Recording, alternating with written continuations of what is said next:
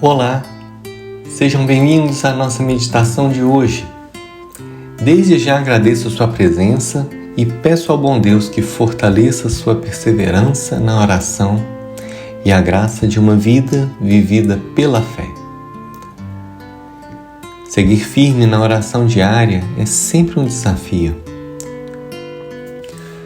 Sempre tem algo tentando, entre aspas, roubar o tempo que decidimos nos dedicar à oração, não é mesmo? E se não permanecemos vigilantes, deixamos de rezar hoje, amanhã surge outra coisa e depois outra, e quando se vê, lá se foi o propósito de ser um homem de oração, de ser uma mulher de oração. Vigiai e orai. Se está tendo dificuldade em manter a constância, considere talvez repensar o horário que você tem tirado para a oração.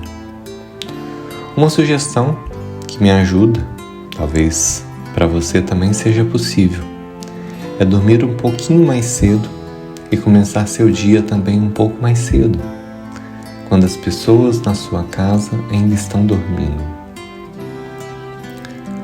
Ao se levantar, evite olhar celular, redes sociais, WhatsApp, essas coisas, para evitar se distrair e perder o foco. Você vai perceber que seu tempo vai render e que vai valer a pena no fim das contas. Bom, sigamos então para a nossa reflexão de hoje. Assim fala o Senhor pela boca do profeta Ezequiel: se o ímpio se converter de todos os pecados que cometeu e observar os meus preceitos, viverá sem dúvida, não há de perecer. Se o justo, por sua vez, se afastar da sua justiça e cometer o mal, morrerá por causa da infidelidade a que se entregou e do pecado que cometeu. Vejam, meus queridos irmãos e irmãs, enquanto a salvação é assegurada aos pecadores que se convertem, aos justos que abandonam o caminho reto é prometida a perdição. Se o valor da conversão é tão grande a ponto de anular todos os pecados cometidos anteriormente, não é menor o dano da inconstância no bem, pois pode destruir uma vida inteira de boas obras. Ninguém pode estar seguro de si mesmo. Aquele que crê estar de pé, olhe para que não caia, nos alerta São Paulo na primeira carta à comunidade de Corinto. Mesmo aquele que vive atualmente em graça e talvez professe uma vida de perfeição, nunca pode deixar de estar atento e vigilante. É absolutamente necessário proteger-se, não apenas de cometer pecados graves, mas também aqueles pecados leves, que são para muitos considerados de pouca importância e que acabam virando, vamos dizer assim, pecadinhos de estimação. Sabe aqueles pecados que eles parecem que estão agarrados em você, estão sempre ali, e sempre quando você busca o sacramento da confissão, você sempre tem que colocar eles também. Claro que tem que colocar, mas o melhor seria se não os pecasse, se eles fossem vencidos pela força da oração, pelo desejo de santidade. Porque o pecado venial é sempre uma ofensa a Deus. Ele opõe-se à caridade e, embora não a destrua, a esfria. Diminui seu impulso, retarda e impede seu desenvolvimento. O pecado venial, ele não quebra a amizade com Deus, mas, quando cometido habitualmente e com plena deliberação, coloca em grave risco a caridade Não são raros os casos de pessoas que, tendo se entregado com sincero fervor ao Senhor, depois de algum tempo começam a ceder ao egoísmo, à preguiça e às demais paixões. Não sabem se impor esforços generosos para vencer a si mesmas e se entregam a contínuas negligências, à desatenção, com omissões voluntárias frequentes. Sua vida espiritual se reduz a uma espécie de letargia, de torpor, algo como que uma sonolência que, embora não seja certamente a morte, de nenhuma maneira tem o frescor e o vigor de uma vida saudável e robusta. O fervor da caridade já se apagou. Santa Teresa de Jesus alerta sobre o perigo dessa situação e escreve: quando não sentirdes desgosto por uma falta que cometestes, temei sempre, pois o pecado, embora venial, deve ser sentido com dor até o fundo da alma. Por amor de Deus, procurai com toda diligência não cometer jamais um pecado venial, por pequeno que seja. O que pode ser pequeno, sendo ofensa a uma majestade tão grande? Uma citação do Caminho de Perfeição.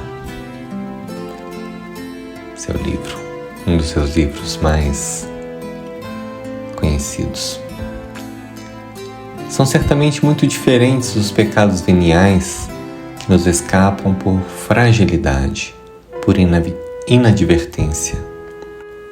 O homem não queria ceder a nenhum preço, mas, sendo ainda fraco, cai quando chega a tentação, especialmente se esta o surpreende de maneira inesperada. No entanto, assim que percebe a queda, sente um sincero arrependimento pela culpa. Arrepende-se dela, pede perdão ao Senhor, levanta-se novamente e retoma o caminho. Essas quedas ou pecados não prejudicam gravemente. São mais um indicativo de fraqueza, de imaturidade espiritual. Se, além disso, diante dessas quedas o homem sabe se humilhar sinceramente, pode tirar delas verdadeiro proveito. Em particular, uma consciência mais profunda de sua miséria, que o fará desconfiar totalmente de si mesmo para colocar toda a confiança em Deus. Ele terá experimentado em sua vida a grande verdade e realidade dessas palavras de Jesus: sem mim, nada podeis fazer.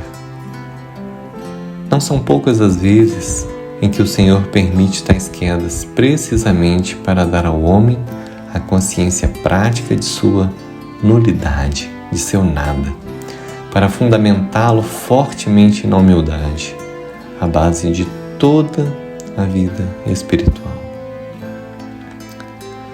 Santa Teresinha do Menino Jesus, falando sobre essas faltas, se atrevia a afirmar que não desagradam ao Senhor, porque justamente não dependem da má vontade, mas sim da fraqueza da natureza humana.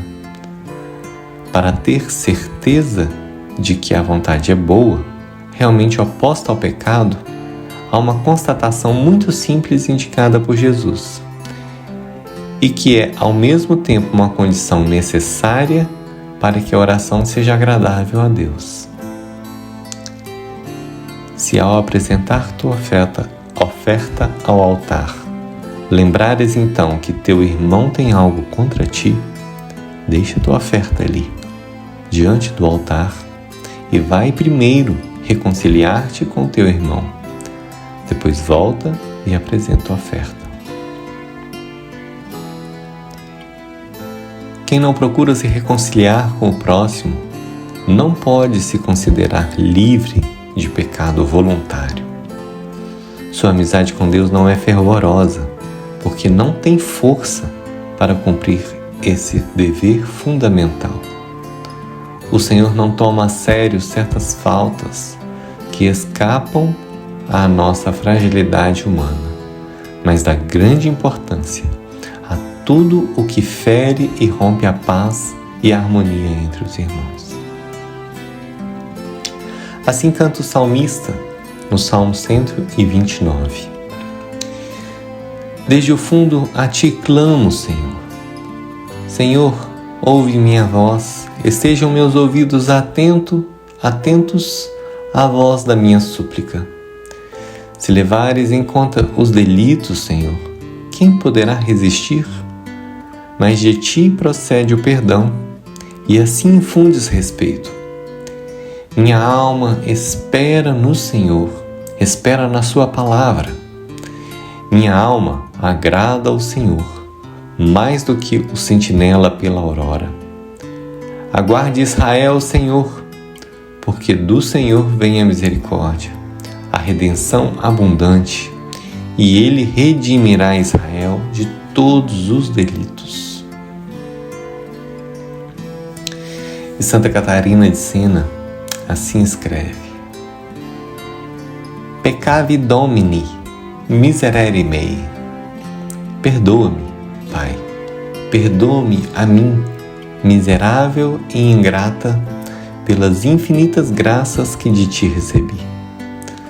Confesso que só tua bondade me tem preservado como tua esposa, embora por meus defeitos tenha sido sempre infiel a ti. Peccavi Domini, miserere mei. E tu, alma minha, o que fazes? Não sabes que Deus está continuamente te vendo? Deves saber que nunca podes te esconder de seu olhar, pois nada lhe está oculto. Põe, portanto, um ponto final nas tuas iniquidades e desperta. Ó Deus eterno, ó piedoso e misericordioso Pai, tem piedade de nós, porque estamos cegos sem ver nada, e principalmente eu, miseravelmente miserável. Tu, verdadeiro sol, entra na minha alma e ilumina-me com tua luz. Afasta das minhas trevas a escuridão e dá-lhe luz. Derrete nela o gelo do amor próprio e infunde-lhe o fogo de tua caridade. Santa Catarina de Sena. Senhor, eu pequei. Tem piedade de mim, um pobre pecador. Faz com que chegue ao meu coração a água das lágrimas e do arrependimento sincero, para que possa purificar minha alma de suas culpas, antes que me afaste de ti. Senhor, dá-me tua graça e tua misericórdia, para que me sirvam de ornamento e esplendor, de maneira que eu possa te agradar, Senhor. Dá-me boa vontade e perseverança, para que me renove incessantemente em teu serviço e no teu louvor. Amém. E assim, encerramos nossa meditação de hoje, meus queridos ouvintes. Sejamos vigilantes, sejamos fiéis, permaneçamos em Deus e confiemos nele as nossas vidas. Caminhemos, olhos fixos em Jesus. Que Deus te abençoe, em nome do Pai, do Filho e do Espírito Santo. Amém.